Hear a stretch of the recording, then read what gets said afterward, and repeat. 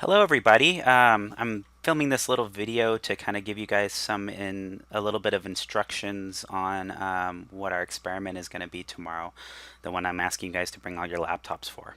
Okay, so what we're going to be doing tomorrow is we're going to be using sample statistics to estimate population parameters.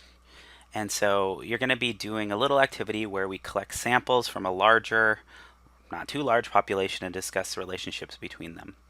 Now, in order to do this, we are all going to be sharing a common Google spreadsheet, of which I've actually sent you a link to already in your email, or you should be getting one pretty soon. And what I want you guys to do when you guys get into class is I'm going to be dividing you guys up into groups of about four. I don't want really any more than four, but so we'll take about groups of four. And then we're going to have you guys log into a common spreadsheet, which just means following the link in your email. And when you get to the link, there's going to be a lot of information, so you kind of want to slow down. And I'm going to open it up right here just so you guys can see it. So this is kind of what you'll see, and it's like just a ton of information. So in the groups that you guys gotten into, I've given you guys a group number.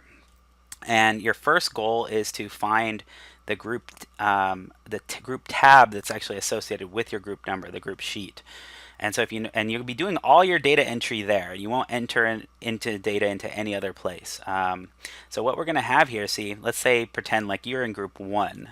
And in group one, we're going to go ahead and select down here, right at the bottom. We're going to select group one. Okay. And all your data entry is going to be in this particular sheet. Now, I've done some of them in green and some of them in white. And when you enter in data, you're going to enter in data only into the white ones and not into the green ones. The green ones actually have formulas that do computations for you. Okay? So the first thing I actually want you guys to do before you do any sort of anything really else is to enter in the names of everybody in your group down here at the bottom. So I'm going to go ahead and type in David Manaris right there. And then, yeah, so we'll just leave it at that. So we have David Manaris. Now, after you typed in your name, I'm going to go back to my notes over here and kind of explain what the experiment is. So essentially, every group is going to be given one cup, and that cup will be filled up with Skittles. Maybe not completely filled up with Skittles. And the thing that we're going to be interested in trying to talk about today is going to be the percentage of green Skittles in the cups. Now, I've made it so that every single cup has the same percentage of green Skittles. Okay, so we're going to give this a title. Okay, we're going to call this percentage of green Skittles. We're going to call it P. So P is going to stand in for the percentage of green Skittles in whole cup. Okay? Now, this is going to be the population that we're concerned with, and we don't know the percentage of green Skittles. Well, I know it, but you guys don't know it.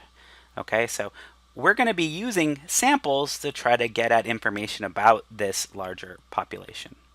So what I'm going to ask you guys to do is collect samples of different sizes, say starting off with size 5. So you're going to take 1, 2, 3, 4, 5 at random.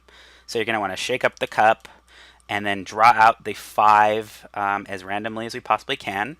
And then what we're going to do is from those 5, we're going to compute the percentage of the sample, which we denote as p hat. Let's say in this example, I had 2 out of the 5, which would equal to 40%. So you're going to take that information, from that sample that you got, and you're actually going to go back to the spreadsheet, right there. And right here where it says n equals 5, you're going to go ahead and just type in 2, because that's what you got for the first one. Okay? And then let's say you do this again. You get another 5. You reach in there, you randomize, you shake everything up.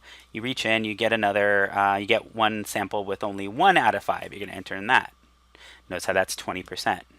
Then you're going to do it again, and let's say you got 3. Then 0. Then you get 2. You're going to type in 2. You're going to type in 0. You're going to type in 1.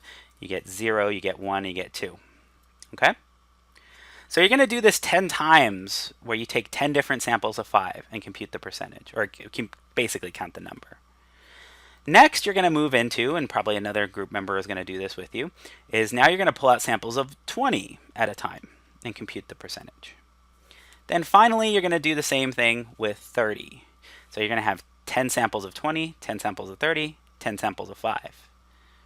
Okay?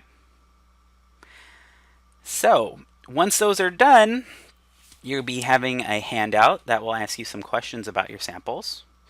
And there'll be 3 graphs drawn that actually depict the samples that you actually took for 5, for 20, and for 30.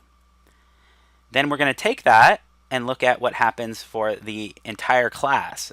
So what this will actually show is what every single group got all together for 5, for 10, for 30.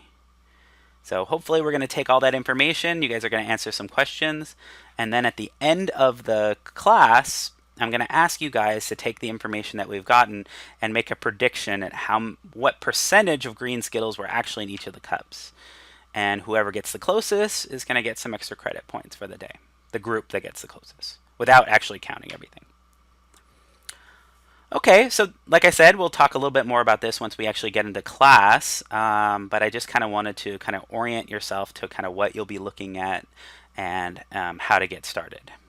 Okay? All right, thank you very much, and I'll see you in class.